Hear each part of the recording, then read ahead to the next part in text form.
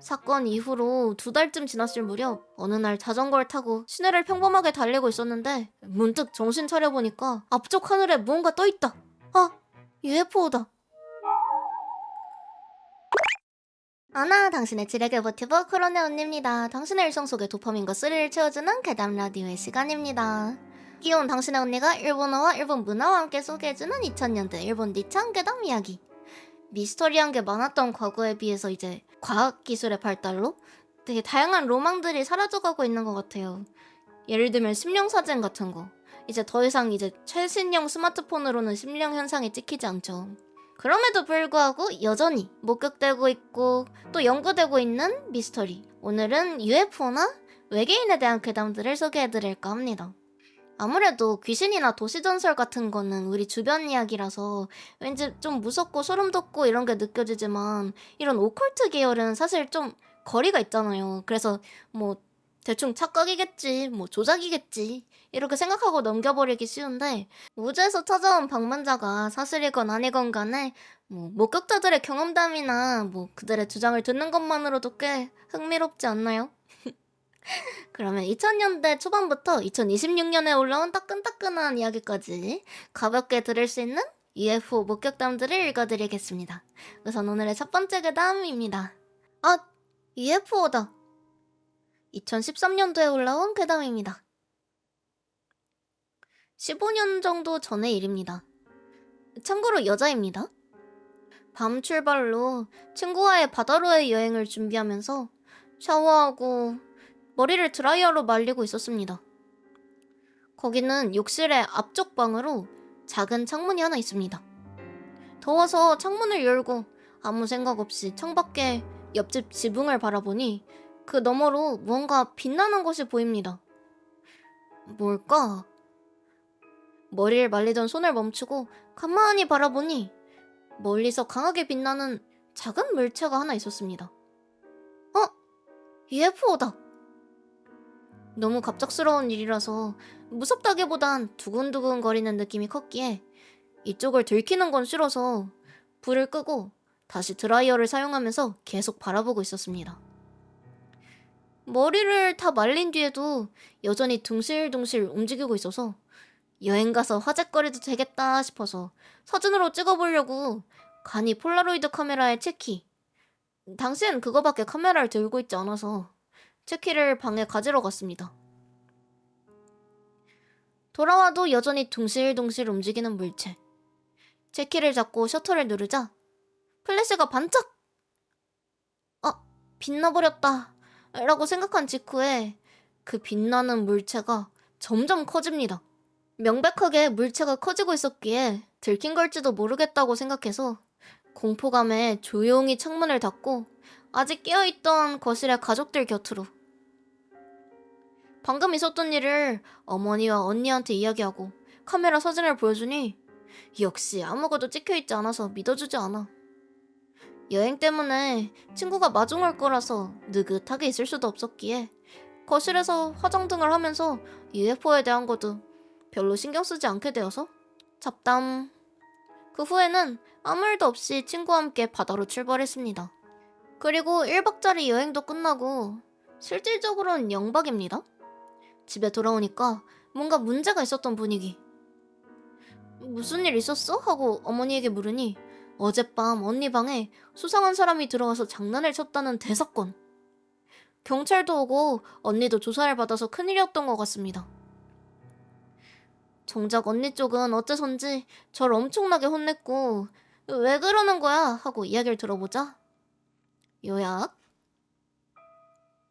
어젯밤 다들 잠든 뒤에 갑자기 가위 눌린 것처럼 되었고 정신을 차려보니 방 안에 누군가가 있다. 그것도 여러 명이. 일어나려고 해도 몸은 움직이지 않았고 그 사람들한테 몸을 만져지거나 무언가를 당하고 있다. 그것도 1시간 정도로 긴 시간으로 느껴졌다고. 언니 몸에는 수많은 몸을 움직일 수 있게 되었을 땐 아무도 방에 없었지만 무서워져서 어머니한테 이야기했고 멍도 있어서 경찰한테 연락. 집은 문이 잠겨 있었고 침입한 흔적도 없었고 짐작 가는 거라곤 여동생이 어젯밤 봤던 UFO 정도? 그래서 저한테 화를 냈다고. 실제로 경찰도 왔었으니까 15년 정도 전에 고베 시내의 경찰분이라면 알고 계실지도 모르겠습니다. 만약 제가 여행을 가지 않았다면 제가 그렇게 되었을지도 모르고 언니한테는 미안한 마음뿐입니다. 여기에는 후일담도 있지만 그건 별로 무섭지 않으니까 생략합니다. 긴 글 읽어주셔서 감사합니다. 794번 어브덕션? 후일담 듣고 싶어. 다시 글 쓰니 794님 감사합니다. UFO 여자입니다. 후일담인데 별로 무섭지 않아서 앞에 이야기랑 이어서 쓰겠습니다. UFO 사건 이후로 언니는 아무 일 없이 지금도 건강하게 지내고 있습니다. 그리고 저는 그 후에 UFO에 감시당하고 있다고 할지 따라다녀주는 듯한 일이 거의 2년 가까이 이어졌습니다. 따라다닌다는 건 이런 느낌입니다.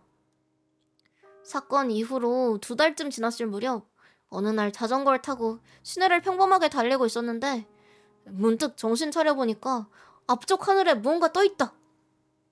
저도 모르게 자전거를 세우고 아! UFO다. 그때는 언니 일이 있었던 뒤라서 솔직히 무서워서 어쩌지 하는 느낌. 그 UFO는 빛나지 않았고 새까만 색. 주변의 건물 느낌으로 봐도 멀리 있는 게 아니라 정말 바로 근처. 거리로 치면 1km도 안 되는 곳에 떠있다. 설명하긴 어렵지만 정말로 거기 있는 겁니다. 잘 전달되지 않네요. 그때는 시내이기도 했고 물론 사람들도 뜨문뜨문 있었기 때문에 어쨌든 어딘가에 들어가려고 근처 패스트푸드점에 들어갔습니다. 무서워서 견딜 수 없었지만 1시간 정도 있다가 가게를 나오니까 UFO는 없어져 있었습니다. 그저 이것뿐인데 이런 일이 2년 동안 몇 번이나. 가장 가까이서 봤던 게 처음 그때였고 가장 오래 따라온 건 거의 하루 종일. 따라다니지 않게 된 데에는 특별한 이유도 없고 이 이야기만으로는 공포감이 잘 전달되지 않습니다. 하지만 전 무서웠어요. 후일담은 이런 느낌입니다. 실수해서 죄송합니다. 그래도 감사합니다. 아, UFO다. 오늘의 첫 번째 괴담이었습니다. 이게 스토킹을 당하고 있다면 경찰의 도움을 받을 수 있잖아요. 귀신이라던가 뭐 그런 거라도 어딘가에 이해는 받고 재령이든 굿이든 엑소시즘이든 뭔가 조치를 취할 수 있을 것 같은데 근데 UFO가 날 따라다니면 근데 또 주변 사람한테는 안 보여. 카메라도 안 찍혀. 그리고 이런 건 뭐 말해도 사람들이 잘 믿어주지 않잖아요. 그런 거 생각하면 오히려 무섭지 않아요?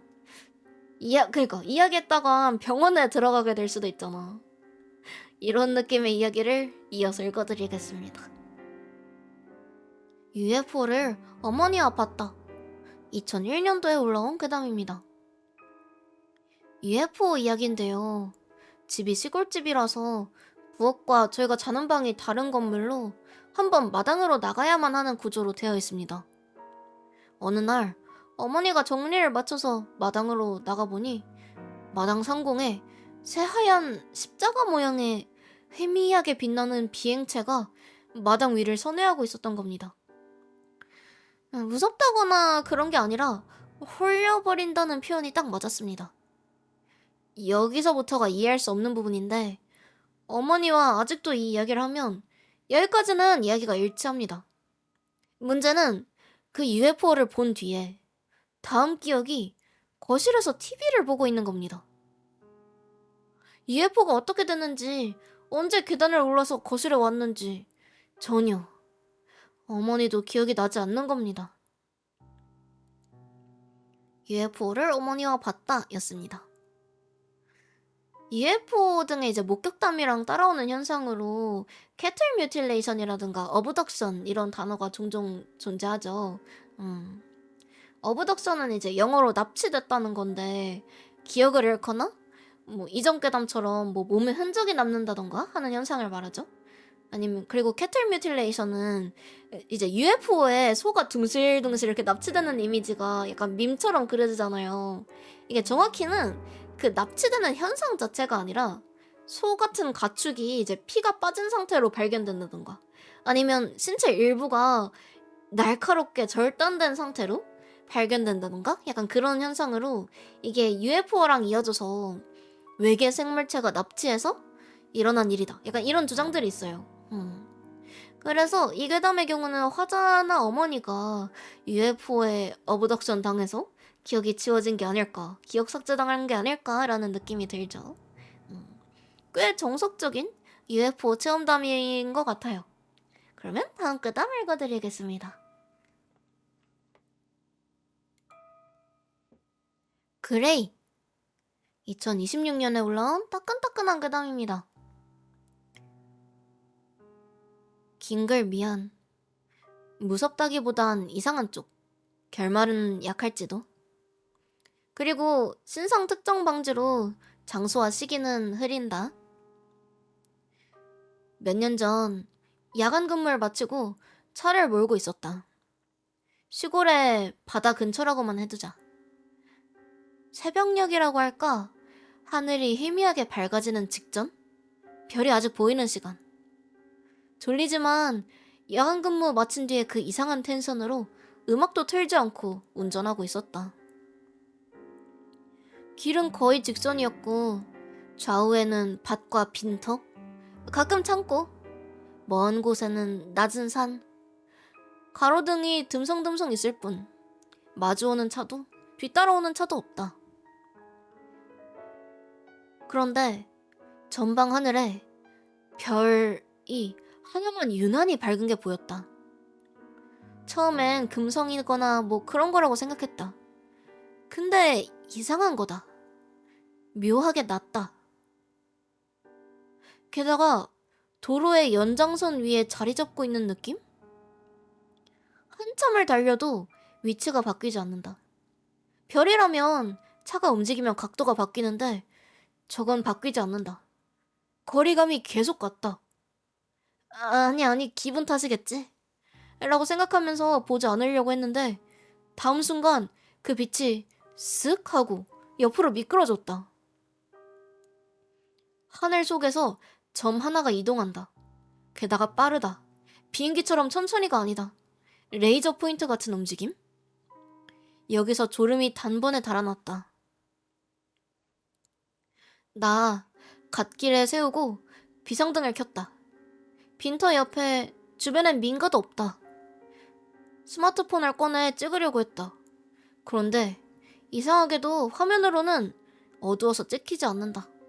눈으론 분명히 보이는데도 스마트폰 너머로는 어두운 하늘만 찍혔다. 그래서 그 빛이 점점 가까워진다. 가까워진다기보단 빛의 알갱이가 커진다?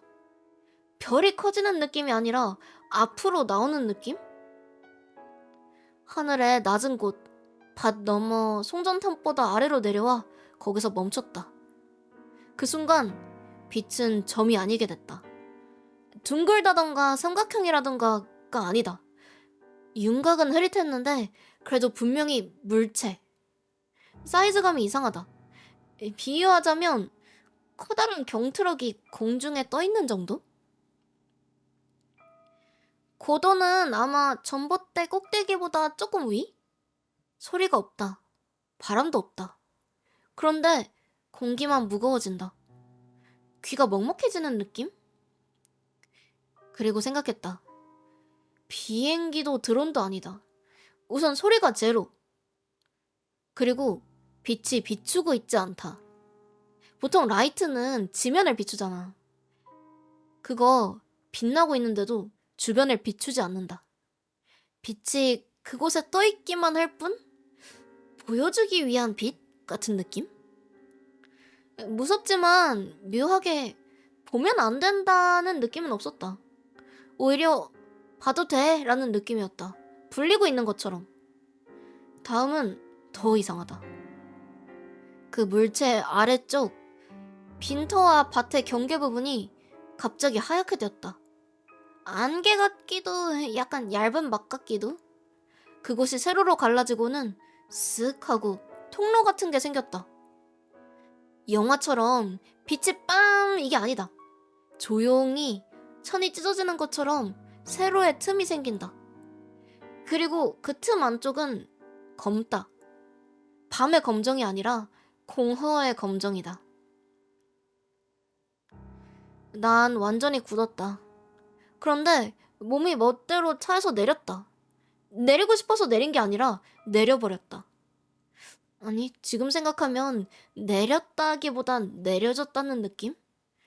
문을 연 기억이 희미하다. 춥지도 않은데 피부에 소름이 돋는다.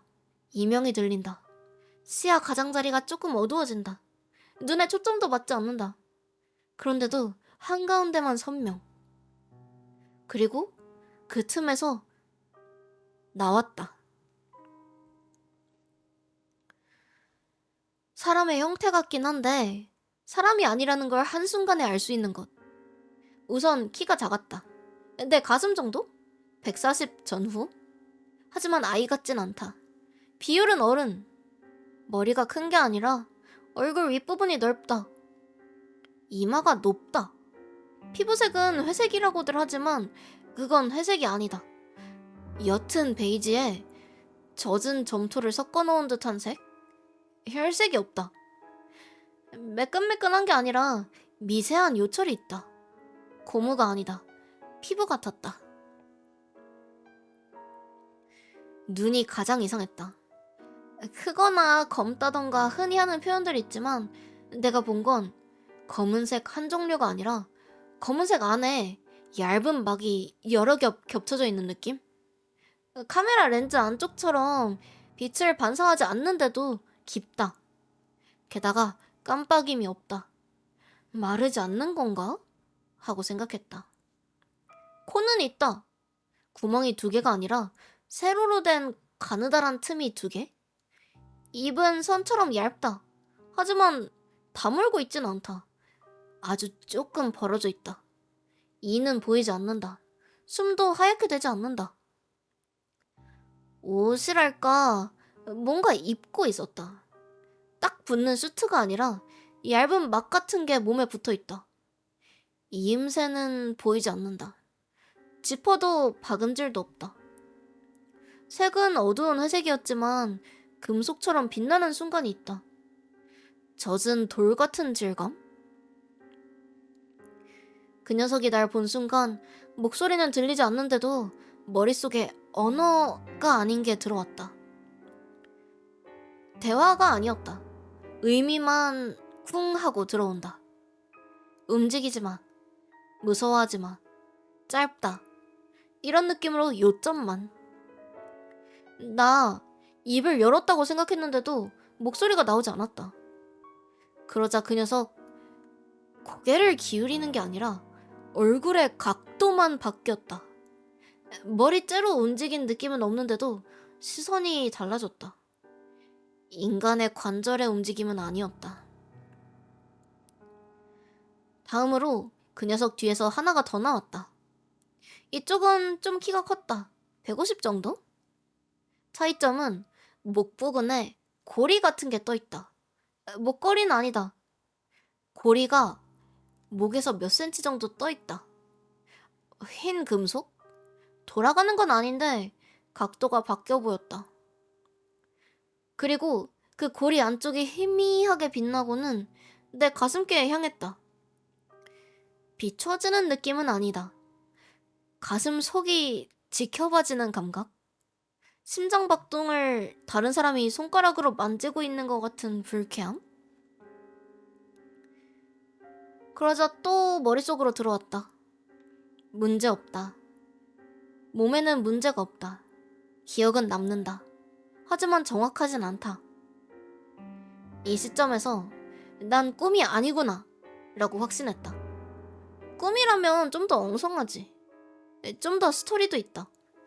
근데 이건 이상할 정도로 현실적이고 군더더기가 없었다. 그리고 3번째가 나왔다. 이 녀석만 달랐다. 사람 키에 가깝다. 160, 170 정도?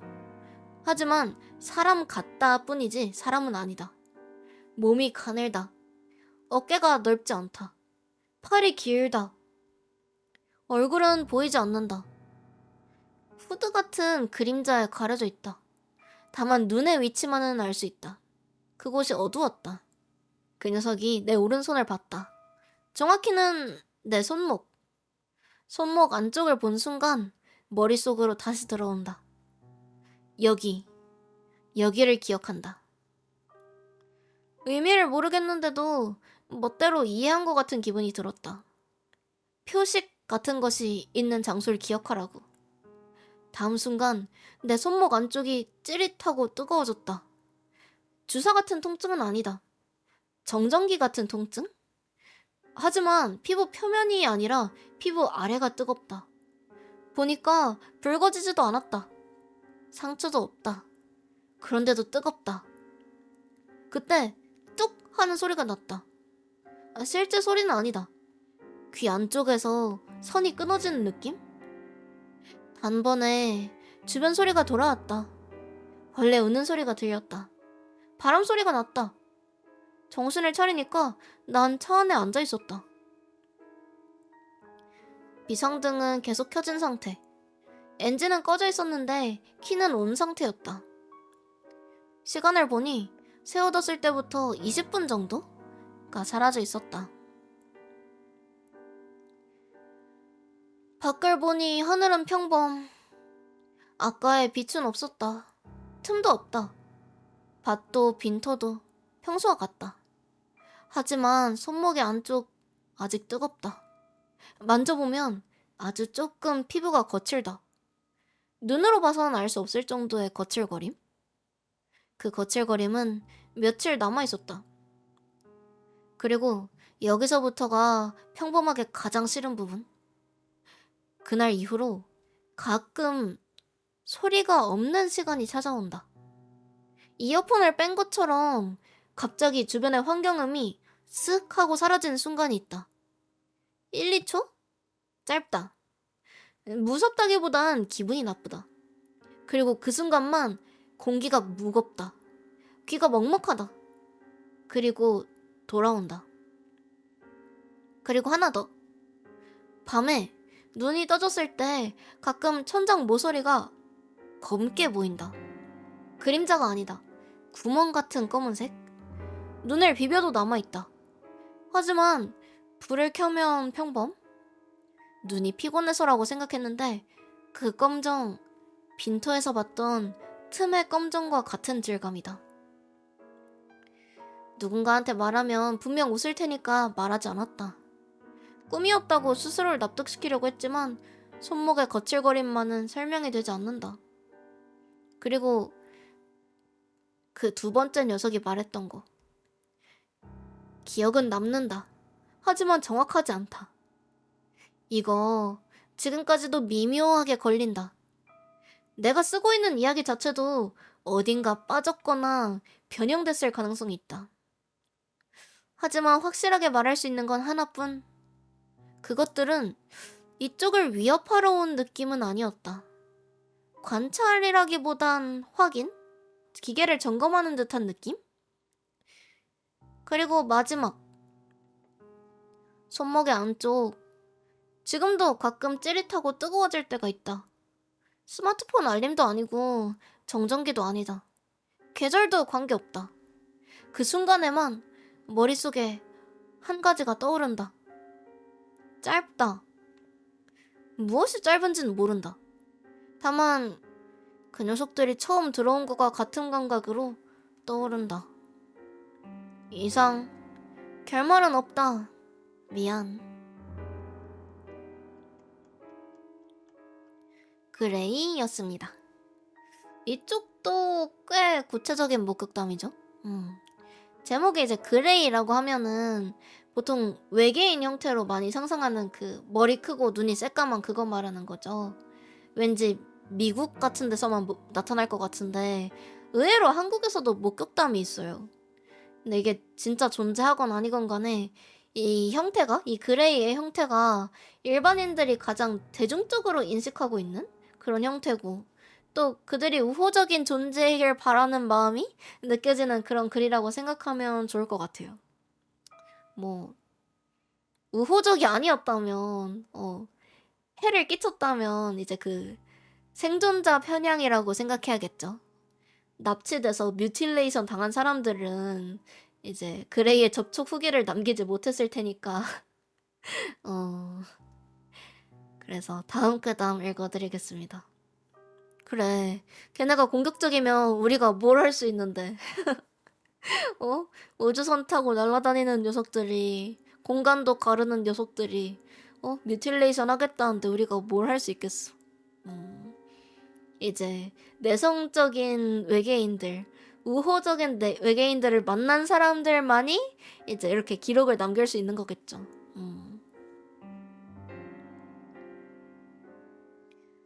강령진 2003년도에 올라온 괴담입니다. 지금부터 제가 쓰는 건 예전에 출판사에서 근무했던 아버지가 어떤 분에게 써달라고 부탁했던 체험담인데 어떤 사정으로 공개되지 못했던 건입니다.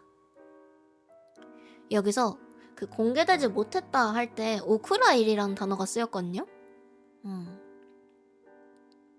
이 오크라일이라는 단어를 좀 설명을 해볼까 하는데 이제 미디어, 그러니까 뭐 영화나 드라마, 뭐 TV 방송 아니면 연극이나 무대 같은 것도 포함해서 대중한테 보여주려고 공개하려고 제작했던 기획이 어떠한 사정으로 취소되는 걸 창고에 들어갔다.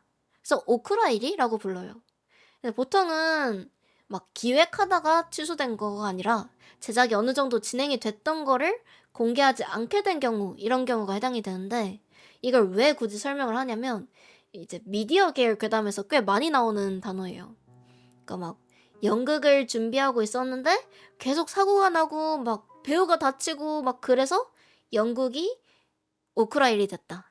아니면은 뭐 심령 특집을 준비했는데 방송국 스태프가 다치는 일이 계속 반복돼서 특집이 오크라일이 됐다. 이런 식으로 사용하는 단어니까 알아놓으면 좋겠죠. 맞아요. 약간 관짝행 이런 뜻이지. 창고에 들어갔다. 오크라일이입니다. 이어서 이제 창고행이 된 체험담을 읽어드릴게요.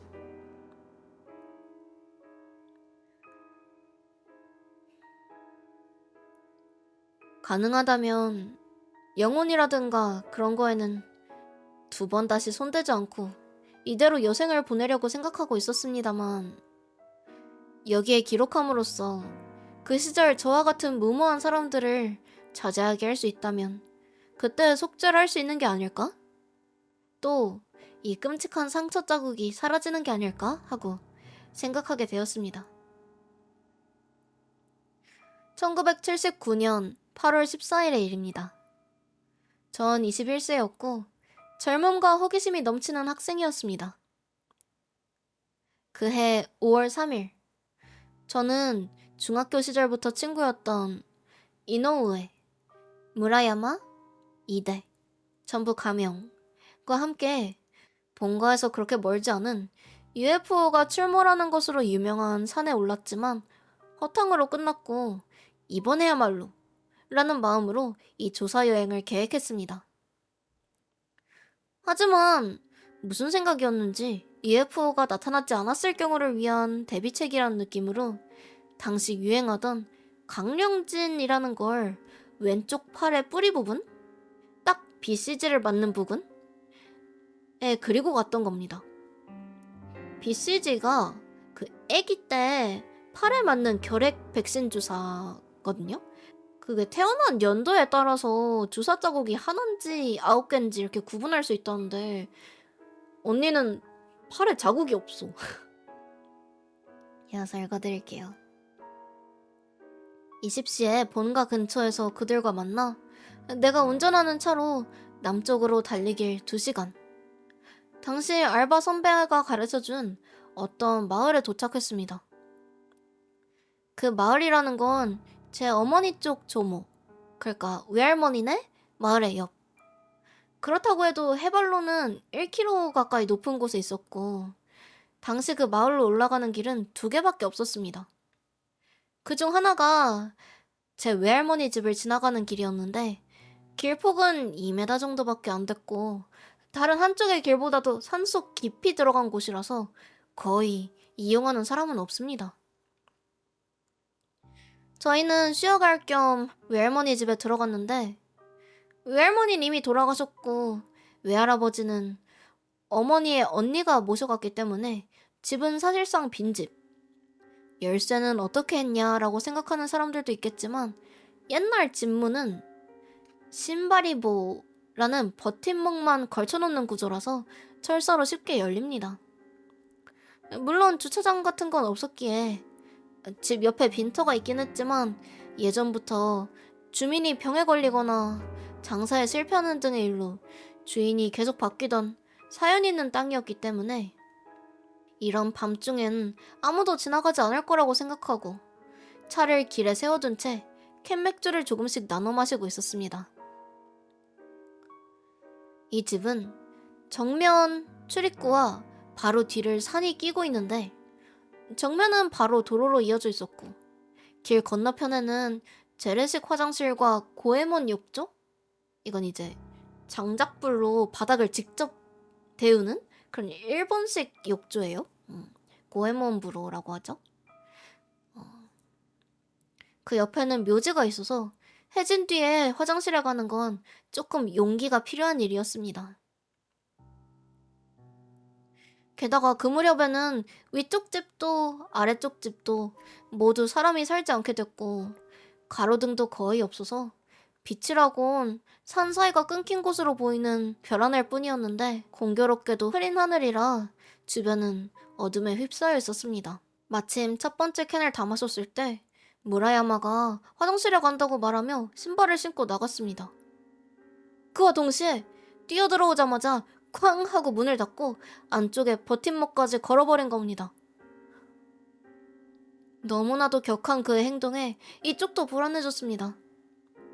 어깨로 거친 숨을 몰아쉬고 있는 그를 어떻게든 진정시키고 무슨 일 있었어? 라고 묻자 그는 새파랗게 질린 얼굴로 저기 전봇대 있는데 사람이 서 있었어 라고 이를 덜덜 떨면서 말하는 겁니다. 물론 이런 장소에서 이런 시간에 사람이 있는 건 다소 이상하긴 하지만 저거 절대 유령이라고 생각해. 뭔가 멍하니 빛나고 있고 윤곽도 선명하지 않았어. 라는 그의 말에 공포를 느껴서 아무도 확인하러 갈 수 없었습니다. 막 그 종교인지 뭔지에서 흰 옷 입고 소라나팔 같은 거 들고 다니는 사람들 있잖아. 그런 느낌의 아저씨였는데 똑바로 이쪽을 보고 있어서 눈이 마주쳐버렸어. 그의 설명을 들으면서 예전에 외할머니나 어머니에게 들었던 이야기와 대조해봤지만 그런 사람은 어디에도 나오지 않았습니다. 이야기를 나눈 끝에 밝아질 때까진 여기에 이대로 있기로 했습니다. 처음에는 모두 두려움을 감추지 못하고 작은 소리에도 민감하게 반응하고 있었지만 시간이 흐르고 술이 들어가자 점차 농담을 하면서 웃음소리가 새어나올 정도가 됐습니다. 하지만 시각이 2시를 좀 넘었을 때였습니다. 출입구와 반대편인 산 쪽 방의 창문을 똑, 똑, 똑 하고 두드리는 소리가 들려오기 시작한 겁니다. 산과 집 사이에는 깊은 골짜기가 있으므로 사람의 소행일 리는 없습니다. 저는 떨고 있는 친구들을 안심시키기 위해서 어차피 나방인지 뭔지 벌레가 부딪히는 것 뿐이야 하고 말은 해봤지만 그건 너무나 규칙적으로 몇 번이고 반복되었기 때문에 무언가에 의해 일어나고 있는 것이라고 확신은 했습니다만 걸어가서 커튼을 열고 확인할 만큼의 용기는 갖고 있지 않았습니다. 오늘은 무슨 날인가 하고 생각하고 있었는데 그제서야 강령진이 생각나서 모두 부엌에서 씻어냈지만 창문을 두드린 소리는 멈추긴커녕 점점 심해졌습니다. 그뿐만이 아니라 신음소리 같은 것까지 들려왔습니다. 그럼 뭐라고 해야 할까? 마치 화형을 당하는 사람이 내지르는 단말마? 같아서 분명하게 들리진 않았지만 이런 식으로 말하고 있었습니다. 왜 놓은 거야? 왜야? 하고.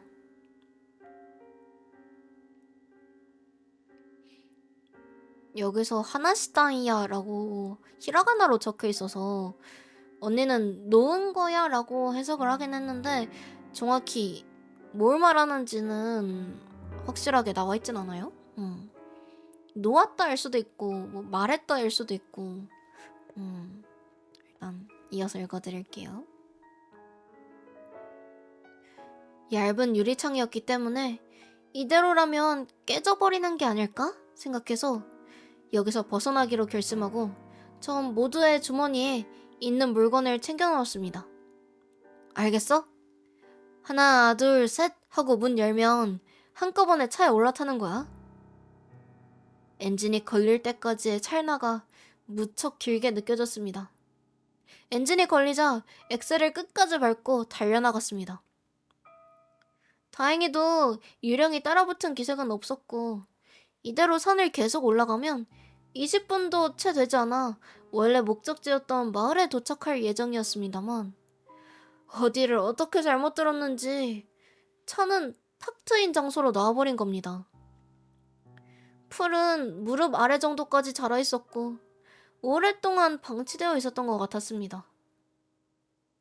왼쪽은 산이고 안쪽과 오른쪽은 절벽이어서 마치 막다른 길 같은 곳이었습니다. 그러고 보니 예전에 외할머니에게 이 근처에 전쟁 중에 사용됐던 헬리포트가 있다고 들은 적이 있었는데 아무래도 여기가 그 장소인 것 같았습니다.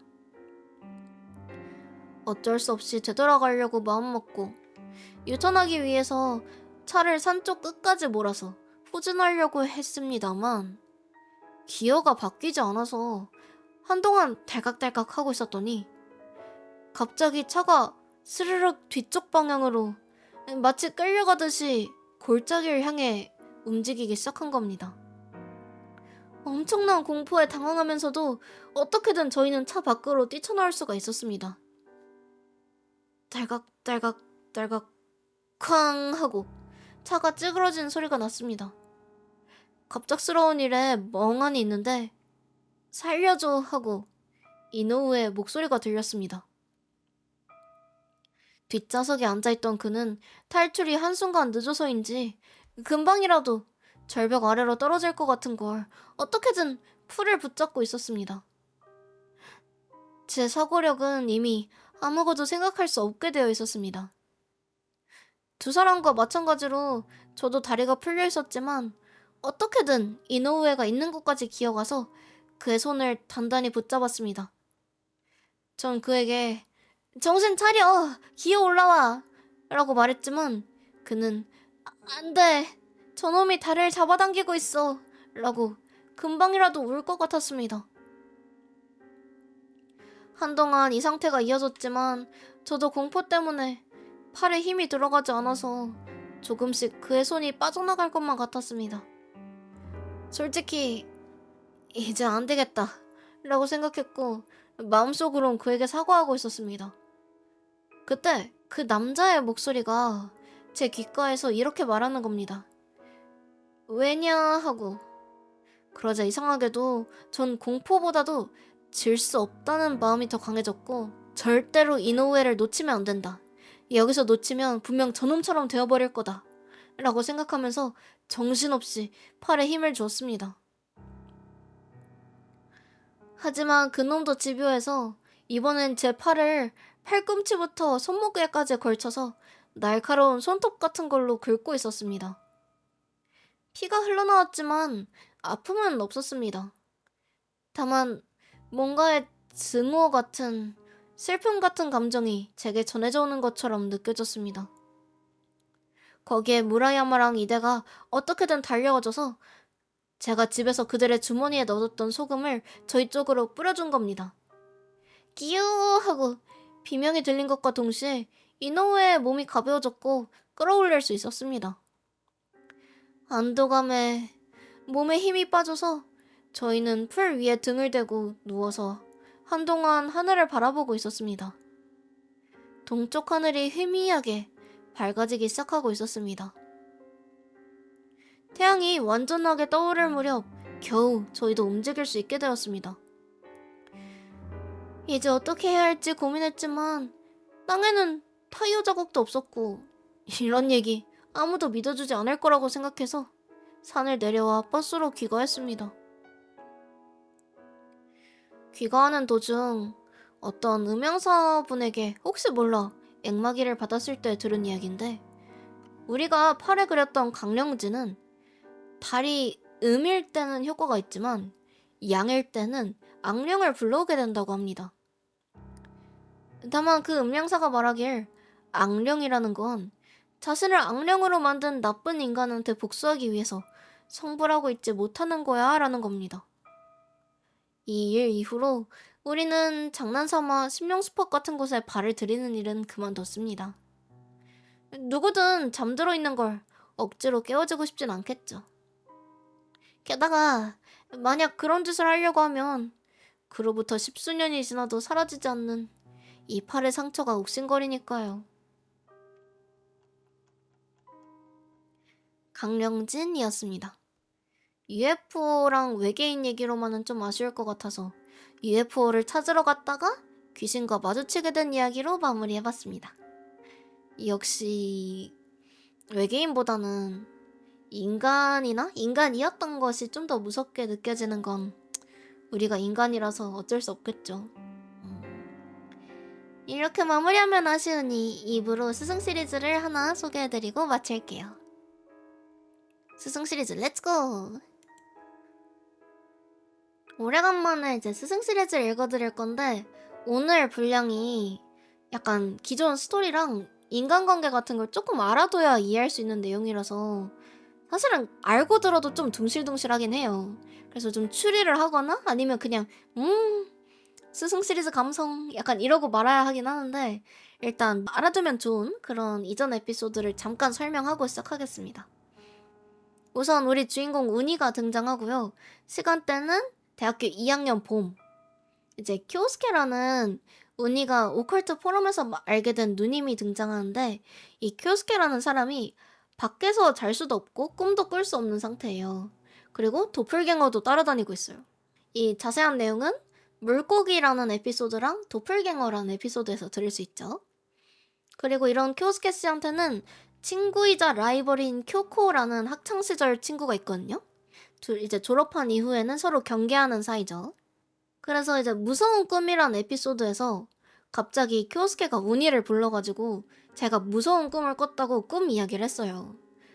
근데 여기서 긴 밤이라는 단어가 언급되는데 구체적으로 무슨 일이 있었다 라고 서술되진 않지만, 그 많은 일이 있었던 밤에 여러 사람들이 이제 특히 스승이 쿄스케를 구했고 운이는 뭐 아무것도 그걸 하지 못했기 때문에 왕 울어버렸다, 그런 이야기였거든요. 이 이야기는 그 무서운 꿈 이후의 후일담이라고 봐주시면 될 것 같아요. 이 뒤에 전개되는 과거편이라던가 이런 걸 좀 읽고 돌아와야 자세히 이해할 수 있기 때문에 그냥 감성적인 이야기 이 정도로만 우선 들어주셔도 괜찮을 것 같습니다. 그러면 읽어드릴게요. 45번째 스승 시리즈 비가 갠 뒤. 어제부터 내리던 비가 아침 무렵에 그치고 길가에는 반짝반짝 빛나는 물운덩이가 여러 개 생겨 있었다. 대학교 2학년 봄. 장마까진 아직 이르다. 대기층을 투과해서 부드럽게 내리쬐는 빛. 가벼운 발걸음으로 인도를 걷는다. 햇살이 드는 곳에 서 있는 것처럼 버스 정류장이 있고 가볍게 숨을 내쉬면서 나뭇결이 선명한 벤치에 걸터앉는다. 끝쪽에는 이미 한 명 앉아있는 사람이 있었다. 순간 알고 있는 사람인 것 같아서 놀랐지만 곧 다른 사람이라는 걸 알고 깊게 다시 앉는다. 머리 모양도 전혀 다르다. 게다가 그 사람이 여기 있을 리가 없으니까. 버스를 기다리는 동안 그 사람을 처음 만났던 것이 지금쯤 계절인가? 하고 문득 생각한다. 아니, 분명 이미 장마가 시작됐을 무렵이다. 1년도 채 지나기 전.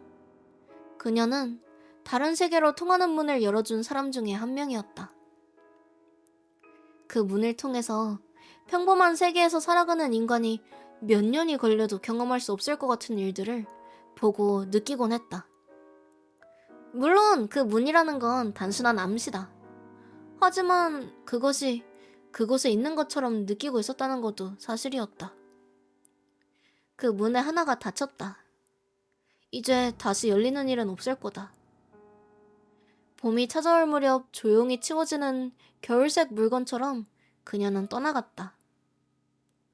그 일을 생각하면 몹시 감성적이 되는 자신이 있다. 결국 마음을 전하지 못했다. 그게 마음 깊은 곳에 앙금처럼 쌓이고 그리고 소용돌이 치고 있다. 쿄스케 씨가 떠나갔다는 이야기죠. 눈앞에서 까마귀 한 마리가 울면서 날아올랐다. 아무도 지나가는 사람이 없는 봄의 버스 정류장에서 졸듯이 그런 생각을 하고 있다. 꿈을 꾼다는 건 삐와 닮아있단다. 하늘에서 피아노 선율이 들려왔다. 그런 느낌이 들었다. 벤치 끝에 앉아있는 여성이 앞을 향한 채 다시 한번 말했다. 꿈을 꾼다는 건 삐와도 닮아있어. 봄의 부드러운 땅에서 얼음이 솟아나는 듯한 감각이 있었다. 그것이 삐걱거리면서 심장을 조이기 시작한다. 갑자기 녹슨 것처럼 움직이지 않게 된 목을 그래도 아주 조금 돌려 옆을 본다. 얼굴을 덮을 듯한 긴 검은 머리의 여성. 하늘색 원피스에서 길게 뻗은 다리가 상당한 장신임을 느끼게 한다. 다시 한번 말했다. 꿈을 꾼다는 건 삐... 또 일부분이 들리지 않는다. 아니, 들리고 있는데도 머릿속에서 인식되지 않는 듯한 이상한 감각. 그녀는 눈을 감고 있다. 당신은 누구인가요? 알고 있었다. 대뇌 속에 오래된 동물적인 부분이 반응하고 있다. 그녀가 누군지 알고 있다고. 그 아이가 갖고 있는 걸 원했어. 손에 넣어도 신기루처럼 사라졌지. 이것도 그 아이와 같은 길이로 만들 생각이었는데. 그녀는 왼손으로 머리카락을 만졌다. 가늘고 유연한 손가락이었다. 단 하나밖에 없는 걸 영원히 손에 넣기 위해서는 방법은 단 하나밖에 없어. 한 번은 그것에 닿았다고 생각했는데 이 비가 갠 뒤에 맑고 깨끗한 공기에 너무나도 잘 어울리는 시원한 목소리였다.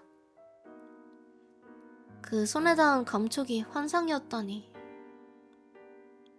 스르륵 손을 내렸다. 눈을 감은 채 앞을 향하고 있다. 그 옆모습에서 눈을 뗄 수가 없다. 이해가 가기 시작했다. 같은 길이었던 거겠지? 그녀에게 있어서. 이제 우니가 쿄스케를 만났을 즈음에는 머리가 숏컷이었거든요? 근데 고등학생 때는 쿄스케는 머리가 길었어요. 그리고 쿄코랑 쿄스케는 항상 반대기 때문에 이제 쿄스케가 머리가 길었을 땐 쿄코가 짧은 머리였겠죠? 근데 지금 옆에 앉아있는 쿄코 씨는 쿄스케 씨만큼 머리를 기른 상태인 거고. 그날 그 사람은 자신의 반신을 잃었다. 그 수수께끼가 지금 풀렸다. 눈이 보이지 않는 거군요. 그렇게 말하려고 했지만 말이 허공 속으로 사라졌다. 말하고 있는데도 머릿속에서 인식되지 않는 듯한 감각? 긍정하듯이 하얀 손이 벤치 위에 눕혀져 있던 지팡이를 끌어당긴다. 그 아이의 단 하나밖에 없는 건 손에 넣을 수 없었지만 대신 아름다운 세계를 받았어. 음악처럼 말이 귓가를 간지린다. 마치 마약이다. 그 목소리를 더 듣고 싶다. 부서지기 쉬운 보석처럼 대화는 이어진다. 밤이 그 입구가 되고 난 사랑을 알게 된 소녀처럼 새로운 세계를 기다리고 있어. 잠이 알이 되고 난 그걸 품고 따뜻하게 해. 그리고 꿈을 꾼다는 건 삐. 말이 사라진다. 하지만 알 수 있다. 그녀는 그 사람의 악몽을 손에 넣은 거다. 악몽을 먹는다는 악마가 부르는 악몽. 그 사람을 괴롭힌 악몽. 그 강한 사람이 어떤 일이 있어도 2번 다시 단 한 번도 보고 싶지 않다고 말했던 그 악몽을. 그녀는 무언가 중얼거리고 있다. 들리고 있는데 들리지 않는다. 마치 현실감이 없다. 허벅지를 꼬집으려다가 망설인다. 그녀가 그걸 기다리고 있는 듯한 기분이 들어서. 그 사람의 반신은 그녀에 의해 소멸되었다. 그녀는 그걸 그 사람이라고 생각했던 거다.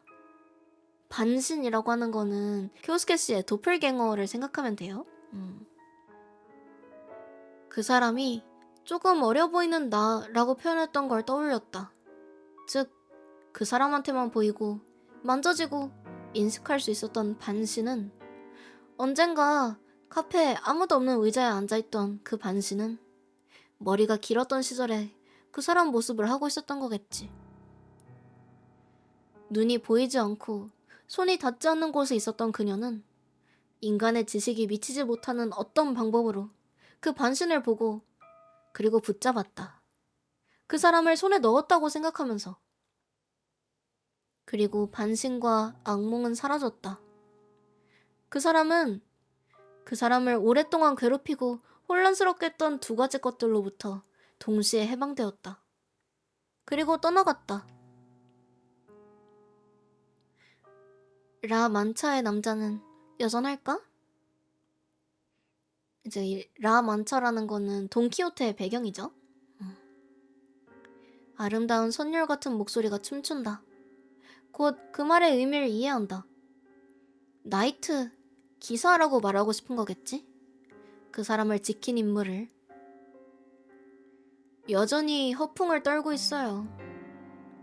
조금 들떠버린 그 말에 그녀는 만족한 듯이 살짝 끄덕인다. 지금 와서 생각하게 된 일이지만 그녀가 그를 라 만차의 남자에 비유한 것의 이면에는 그 사람이 돌시네아 공주이면서 동시에 알돈사이기도 하다는 2가지 면을 암시하고 있다. 이제 조금 더 설명을 하자면 알돈사는 이제 돈키호테에 등장하는 평범한 시골 여자예요. 그리고 둘시네아는 그 알돈사를 돈키호테가 그 상상 속에서 이제 알돈사를 이상적인 귀부인으로 상상한 모습이죠. 쿄스케랑 스승을 비유하고 있는 거라고 생각하면 돼요. 이 일은 훗날 그의 비밀에 가까워졌을 때 그 진정한 의미를 알게 되지만 그건 또 다른 이야기.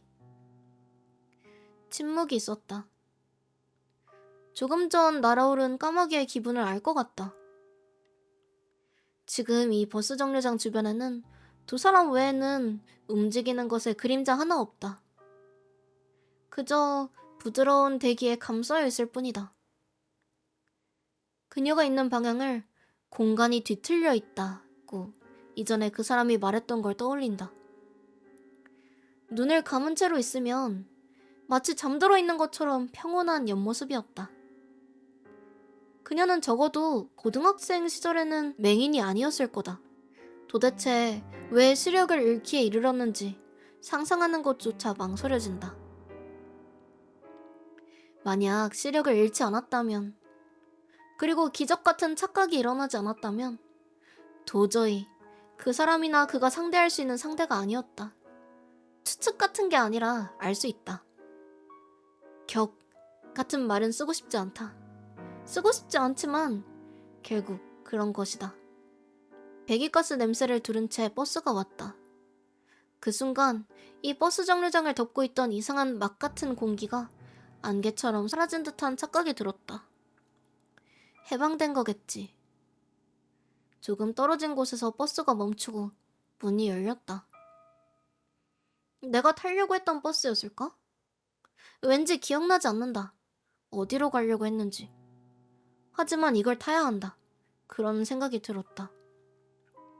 벤치에서 일어나 떨리는 무릎을 재촉해서 걷는다. 이걸... 그녀가 그렇게 말하며 곧게 뻗은 목덜미에서 펜던트 같은 걸 꺼냈다. 탈리스만이다. 그 사람이 이전에 오색 지도의 탈리스만이라고 불렀던 것. 어딘가에 버려져. 이제 나에겐 필요 없는 거니까. 그녀가 처음으로 이쪽을 향했다. 걸음을 멈추고 정면에서 그 얼굴을 본다. 자, 하고 말하면서 손을 뻗고 눈을 감은 채 미소를 띠고 있는 그 얼굴을 평생 잊지 못할 거다. 이렇게 아름다운 사람을 본 적이 없다. 앞으로의 인생에서 아무리 아름다운 사람을 본다고 해도 그만큼 깊은 감동을 받을 일은 없을 거라고 생각한다. 흡혈귀라고 비난받았던 것 따위는 아무것도 아니다. 그런 말로는 그녀의 일면조차 이야기할 수 없다. 그렇게 생각했다. 자, 그녀는 다시 한번 웃듯이 말했다. 떨리는 손으로 받아든다. 쩔렁하고 쇠사슬이 울린다. 희미하게 녹슨 냄새가 났다. 신비한 무늬가 원형판 한쪽에 그려져 있다. 하지만 그뿐이다. 이 세상에 있어서는 안 되는 형태를 하고 있다 라고 불렸던 물건이라곤 도저히 생각되지 않는다. 평면에 그려진 어떤 지도라도 반드시 4가지 색 이내로 칠을 할 수 있다고 한다. 시험해볼 필요도 없이 알 수 있다. 분명 이것도 4가지 색으로 순조롭게 나눠서 칠할 수 있을 거다. 적어도 그녀의 손을 떠난 지금은. 조심스럽게 클락션이 울린다. 승강구에 살짝 발을 올린다. 다시는 만나지 못할 그녀에게 등을 돌린 채 마른 공기의 소리와 함께 문이 닫힌다. 또 하나의 다른 세계로 통하는 문이 또 하나 닫힌 것이다. 이윽고 멍한 테이프 소리가 다음 목적지를 알린다. 움직이기 시작한 버스에 흔들리면서 충동적으로 뒤를 돌아봤다. 그녀가 마치 처음부터 없었던 것처럼 사라져버렸을 것 같은 기분이 들어서. 하지만 흔들리는 시야 속에서 한 장의 그림처럼 잘려나온 창문 안에서 멀어져가는 비겐 버스 정류장에 그녀는 있다. 그리고 벤치에서 일어나 하얀 지팡이를 짚고 천천히 걸음을 옮기려고 하고 있다. 그 가늘고 긴 다리가 망설이는 듯 불안한 걸음으로 무릉덩이를 튀기고 그게 희미하게 은빛으로 빛나 보였다. 그녀를 본 마지막이었다. 비겐디였습니다. 이 내용을 이해하려면 쿄스케랑 쿄코의 관계에 대해서 좀 더 생각을 해봐야 되는데 언니는 이제 가볍게 배틀레즈, 현관 백합이라고 얘기하고 있긴 한데 이제 오컬트라는 분야에서 쿄코에게 쿄스케는 아마 자기랑 같은 걸 볼 수 있는 이해자? 동경하는 사람? 그리고 이제 막 다른 보이지 않는 사람들과는 다른 약간 빛나 보이는 사람이었을 거라고 언니는 생각을 해요. 근데 물론 이제 둘의 방향성이 달라서 좀 적대하는 파벌이 생기기도 했고 이제 정반대 방향성으로 서로 멀어지려고 했지만 그러니까 막 머리 길이라든가 이런 식으로 뭐 서로 반대되는 방향성으로 가고자 하긴 했지만 결국 그만큼 서로 의식하고 있고 이제 연결되어 있다는 게 되는 거죠. 결국 쿄코가 하고 싶었던 건 쿄스케를 완전히 자기 것으로 갖고 싶었던 약간 얀데레적 사고를 하고 있었던 게 아닐까 하고 언니는 생각해. 그 어떠한 긴 밤의 사건 이후로 쿄스케 자체를 받아가는 대신 쿄스케의 악몽을 먹던 악마랑 평생을 따라다니던 그 도플갱어를 쿄코가 떠안고 받아갔다라고 생각하면 될 것 같아요. 이제 쿄스케인 줄 알고 도플갱어를 데려갔지만 받아간 악몽을 이제 멋진 세계라고 부르고 있잖아. 그러면서 즐기고 있잖아. 그러니까 쿄스케도 이득이긴 하고 쿄코도 나름 이득이긴 한 거죠. 너를 받아갈 순 없지만 네가 꾸던 꿈을 내가 꾸겠다. 약간 이런 느낌으로. 그래서 이 마을에 자신을 묶어놨던 그 악몽의 악마도 사라졌으니까 쿄스케는 나고 자란 마을을 떠나간 상태죠. 이제 그렇게 이해하면 되는 약간 에필로그 격의 스토리인데 여기서 좀 애매한 부분들이 사실 있긴 해요. 일단 첫 번째로 긴 밤에 쿄스케를 위협했던 게 쿄코가 맞는지 아니면 별개의 존재가 있었는지. 쿄코가 쿄스케의 적이고 메인 빌런인 것처럼 나오긴 하는데 이 비겐디라는 이야기에서는 좀 우호적인 얀데레처럼 묘사가 되잖아요. 그래서 사람들 추리를 좀 보면은 별개의 존재가 쿄스케를 위협을 했고 그 긴 밤에 쿄코도 스승이랑 같은 편이 돼서 쿄스케를 지켰다. 이런 추리도 있긴 해요. 또 마지막으로 애매한 부분 하나는 왜 쿄스케가 스승의 둘네시아 공주인지. 왜냐면 스승한텐 이미 코코라는 연인이 있잖아. 근데 맨날 싸우는 사이인 쿄스케가 왜 그의 이상의 공주로 묘사가 된 건지. 그것도 또 애매한 부분이죠. 여튼 왠지 본문보다 언니의 설명이 더 길었던 것 같은 스승 시리즈의 45번째 이야기였습니다. 주로 이제 스승 시리즈가 단편으로만 들어도 이해할 수 있는 시리즈긴 한데 이번 작품은 어떤 사건의 에필로그격인 이야기라서 좀 구구절절 설명을 했어요. 다음 시리즈는 뭐 좀 더 단편으로도 이해하기 쉬운 이야기가 이어질 예정입니다. 즐겁게 들으셨다면 좋아요, 하이프, 댓글, 공유 부탁드립니다. 당신의 괴담 라디오 진행자 크로네 언니가 그 다음에 잡아먹히는 그날까지 오래오래 함께 합시다. 안방방방방.